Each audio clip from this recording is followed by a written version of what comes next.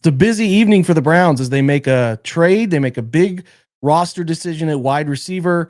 They, have some names that have hit the open market that could be interesting for them to claim in the upcoming or sign in the upcoming 24 hours until they set their initial 53-man roster. So a lot to discuss, big news at quarterback and opportunities to get better at other positions as well. So Jake, Brad, Browns Film Breakdown. Let's get started right now.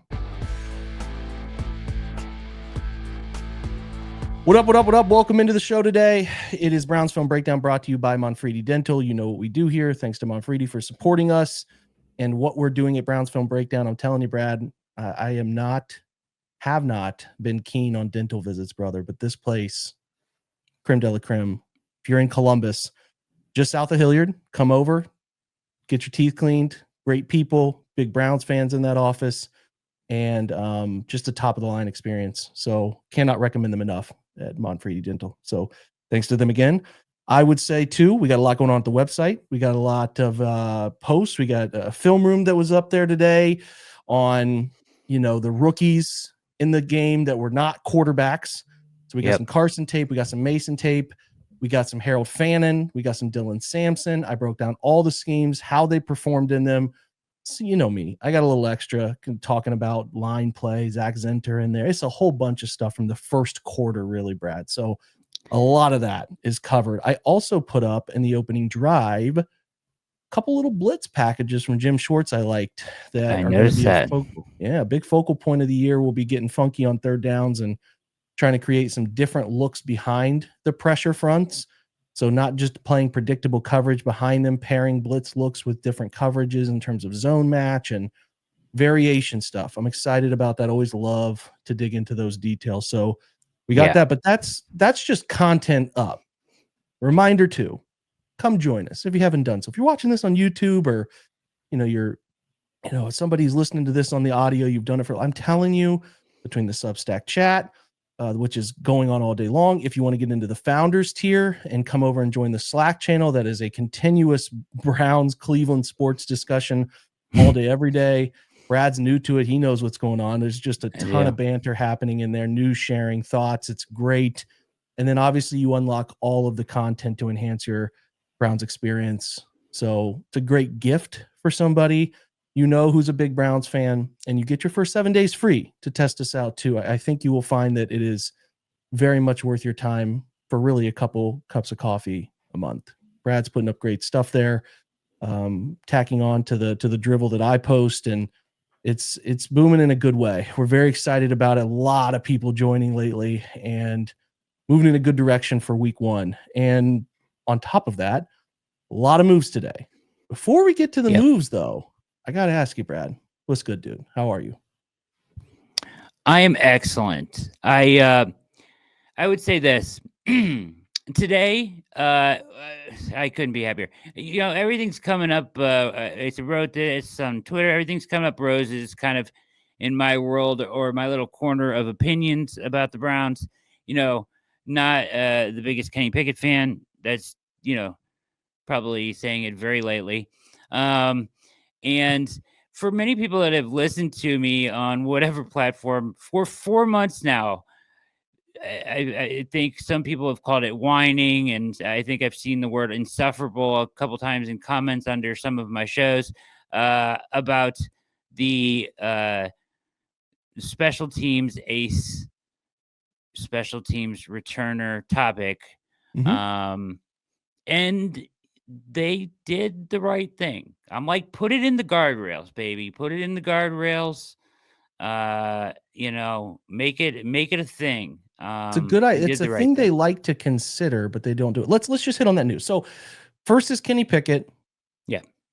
Well, actually, before that was the first news of the night was we got some stuff during the day, which we'll talk about after these, which tie to the Browns. I got a bunch of stuff written down over here. If you see me on camera, I'm looking to the right, but DeAndre Carter's the first piece of news today. They decided to terminate that contract, cut him. And obviously DeAndre's been around the league for a while. Who knows what they'll do if there's a route to him practice squatting here, something of the like, who knows, right? It's tricky to navigate. tricky to navigate the market of what a guy who just focuses on returning at his age will garner on the open market. It's clear they like him. It's just clear that their hand was forced. We think by Gage Larvadain, we'll see, right? You and I have talked over the last week about, hey, it's 3 names for 2 spots. It's Gage, it's Deontay Johnson, it's on DeAndre Carter for 2 positions as we see it behind the decision to guarantee Isaiah Bond his contract, right? So, yeah, I mean, as the current situation stands, it feels like Deontay and Gage will make it. You never know. In the next 12 hours, we're recording this here at 9:30 on Monday. You're listening to this probably Tuesday morning in some form or fashion. The 4:00 deadline will hit. Guys who are going to be waived, they're going to be teams calling about, maybe making some offers to get a late round pick swap or something of the like so that they can skip the waiver wire priority and make a move, right? So we don't want to ever say anything is guaranteed, but from the outside looking in, that's the move.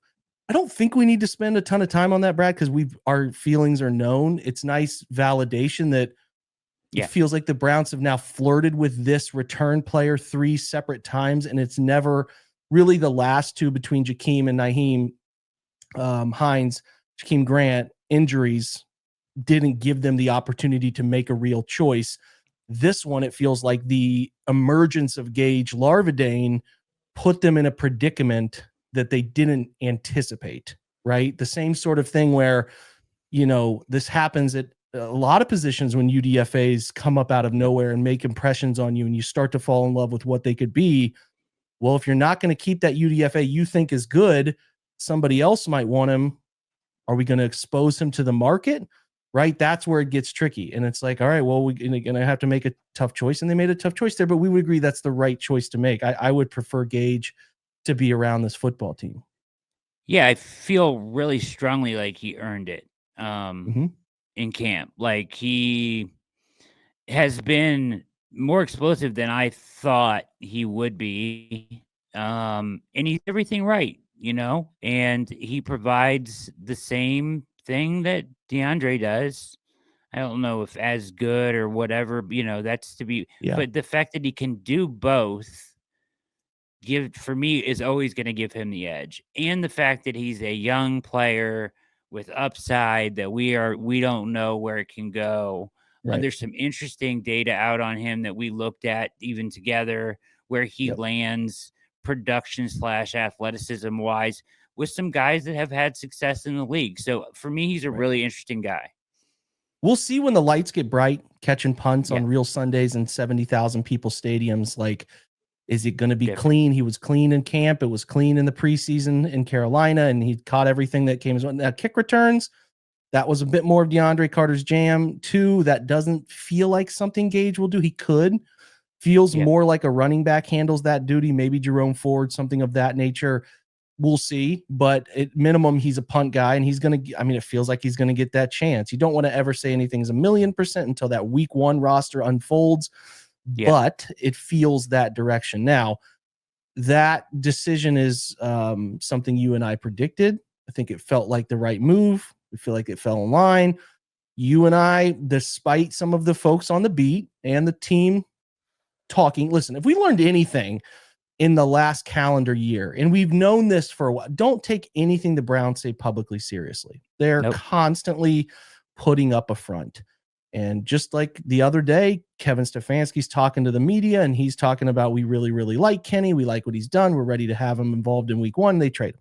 So this is what they do. They did the whole Travis Hunter buildup, misdirection. It's their nature. And you should never take anything they say. Now, the good part for them is that like sometimes they're probably going to give something away and, speak very openly and, discuss something. I hope listen, we're taking their word on Aiden Huntington making the roster. If they pull the rug on us on that, we riot. But like some of the things they say publicly and make choices. You and I both wrote up the 53 on our own end, and we had a couple minor differences on the look of some things, but you and I are both 3 quarterback. I don't think a serious NFL team can keep 4 quarterbacks in the modern era. It's an impossible thing to do and find room for everything else you need in an injury riddled league now 17 games deep. It's and that was my tweet the other day when Mary Kay and people are just reporting their opinion. Fine. That's okay. My opinion was like no serious team keeps 4 quarterbacks. If you're keeping 4 quarterbacks going into this year, into week 1, you're not serious about the season. You're not trying to win. You're not trying to do the best practices.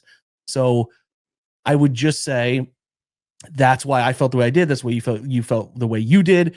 And it works out that way. They find a trade partner. They get a 5th round pick back from the Raiders. They ship him off there. The Raiders lost their own quarterback, another Aiden O'Connell, who I think had a broken wrist. So he's out, and they didn't trust their rookie to be behind Geno. So Kenny heads out there. The Browns recoup the 5th round pick that they traded on top of DTR. So it's just like they basically cut DTR. That's the moral of the story here, is they don't lose the 5th anymore. And now that becomes some ammunition in a real sense if they do want to go get somebody on the waiver wire, like they're very serious. The 5th is kind of about as serious as you get, Brad. We saw what is it, Devon Vele go to the Saints for a 4th. That's like a really serious move. A 5th, you're really into that player. You got to have him. Maybe that's a cornerback of some variety, but they don't go that direction today. Maybe tomorrow. We'll see what shakes out. But having that 5th back is nice, and especially considering all the trade packages they like to use to move up or down and various parts of their draft maneuvering. To not lose anything in that Pickett scenario, to me, Brad, is just a nice outcome. It's not a huge win, right? I mean, the win is like Kenny didn't participate in camp, and you still got your 5th back from somebody. So that's nice. But yeah, I mean, I feel good about how that worked out. I will ask you, do you think if Kenny actually participated, went through the preseason games, had been practicing for 3 weeks, that he beats out Joe Flacco? Do you think that's it? Or do you think, because if they liked Kenny that much, this injury wouldn't hinder them thinking he's going to start for them. You know what I'm saying? Like, I wonder the nature of how much they like, because a lot of people presumed doesn't turn the football over. They made a trade for him. He's going to start for them. I didn't think that. I thought it was this is a basement situation where we don't have anybody else right now. So let's go get some warm body. Who knows what Flacco's going to do? He's got options in a couple different teams. He wasn't signed by the Browns yet. So then they get Joe.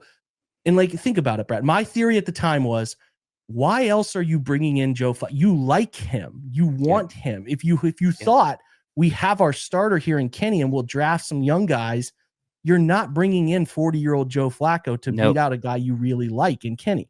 So it never made sense to me. There was an uncertainty with where Joe was going to go. Was he going to continue playing? And then this is a chance to get a guy who started some NFL games. They didn't love him like that. I didn't think they loved him like that. It kind of played out that way. Then they draft those other quarterbacks too. It's just you got to look at where they're at when they make those decisions.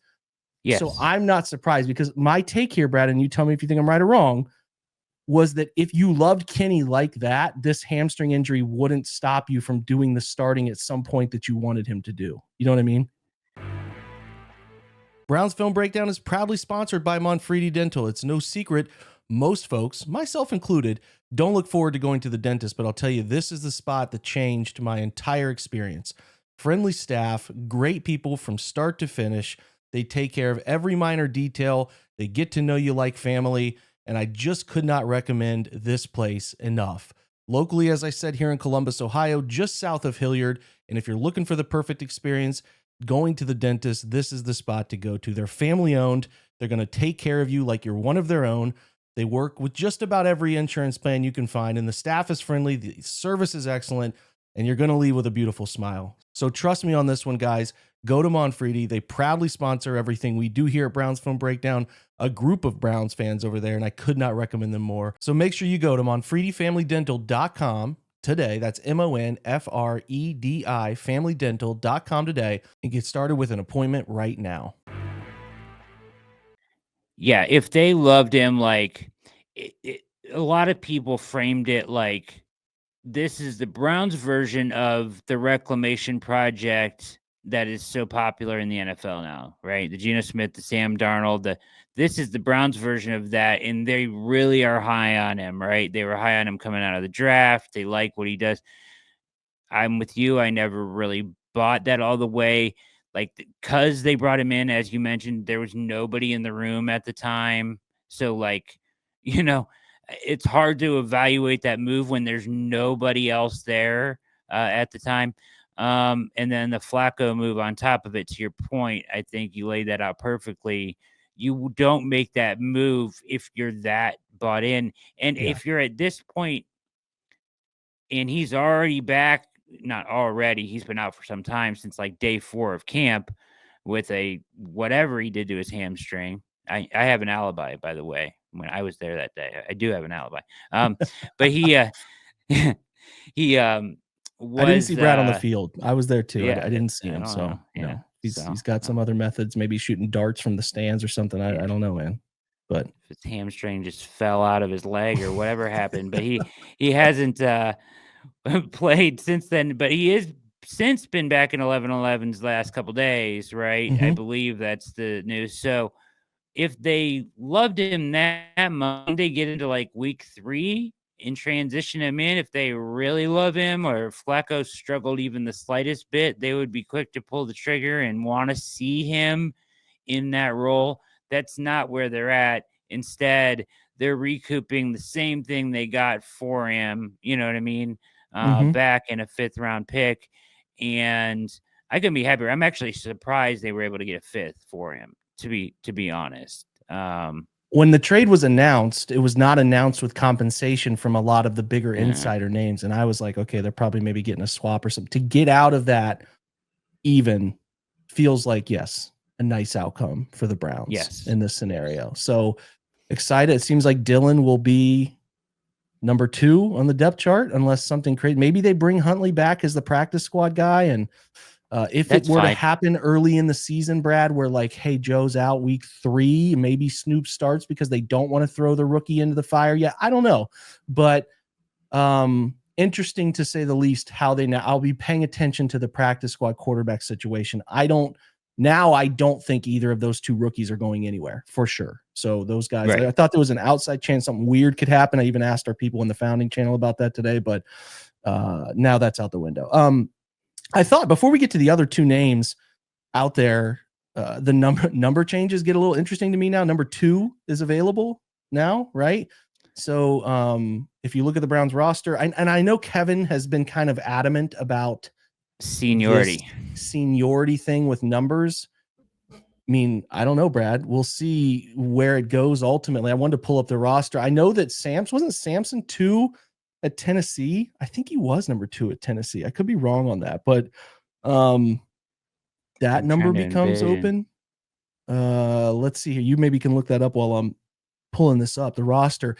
Dillon Gabriel's wearing number 5. He wore 11 at UCF and then he wore 8 everywhere else. So I would imagine Dillon goes now to number 8. Now then 5 opens up. When Carson Schlesinger came to Cleveland, initially he was interested in a single digit number. He wore 49 at UCLA, wore 49. He's wearing 49 now. Does that change if Dillon hops out of number 5 when that becomes available? I don't know. It's going to be interesting. They gave Judkins the opportunity to wear number 10. That's not a single digit number, but that's a premier number. Judkins obviously hasn't signed a contract or anything yet, but that's at least a premier number. So I'm sort of interested. Was Samson 2? 6. He was 6. Oh, okay. And there is no player wearing 6 right now. I don't know. There isn't a player wearing 6. You're right. They kind of that's JOK, right? Yeah, JOK went to 6. That was silly of us. He's still on the roster, obviously. So never mind on that. Anyway, 5 and 6. 5 would be open if Dillon moves off of it. 2 now, again, 2 is like Shedeur Sanders' number. it's his baby. Maybe they let him take 2. If they're letting Dillon take 8, we'll see. But that then opens up number 12. Is Samson interested in 12? Harold Fannin was 44 in college and then 0.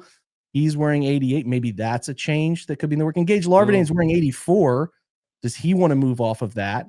That's interesting to me, potentially, if he wants to move off of the 84 and move into something like a number 12 for him, if Shedeur leaves that number behind. Also, if Dustin Hopkins is cut, in theory, Isaiah Bond could wear number 7 if Hopkins is, we don't think Hopkins is getting cut. Too much money tied into it. They'll let him start the year, but the Bond wore 7 at Texas. We're just important stuff here. Keeping an eye on number changes that could happen. At minimum, I'd like Gage to get the right number. Maybe number 12. Shador goes to 2. Dylan goes to 8. We'll see if Samson comes off of that. I like Samson in 22, actually. Kind of think it looks aesthetically pretty strong. 20 could come open if Pierre Strong is cut. Just something to keep an eye on there. But, 49, I would really like. Listen, I understand Carson wore 49 at UCLA. Going to wear 49 here in theory. But, man, him in number 5 would look pretty good. Then paired with JOK, sharp. number 6. Yeah. That's all I'm saying. All right. That's it. We're going to take a quick break. And then we're going to come back from break. We're going to talk through a couple names that hit the market that we'd be interested in. So hang around with us and we'll be right back. That's the end of today's podcast. If you're on YouTube, Brad and I very much appreciate you coming by, watching the show with us, this preview. You can check out the audio form on all the popular podcast locations. You can get those obviously on Apple, Spotify, whatever you would like. That full version is available for you. And then also by coming to our website, you unlock the free everyday podcast, full podcast, no ads, and everything that's locked is available for you, delivered straight to the Substack app. So take advantage of that. We're happy you're with us on YouTube. Smash the like, smash the subscribe. We will always go live after games and be here for you guys. But for now, come to the website, enhance your Browns experience. You won't regret it. We appreciate you stopping by, watching this preview, and always go Browns.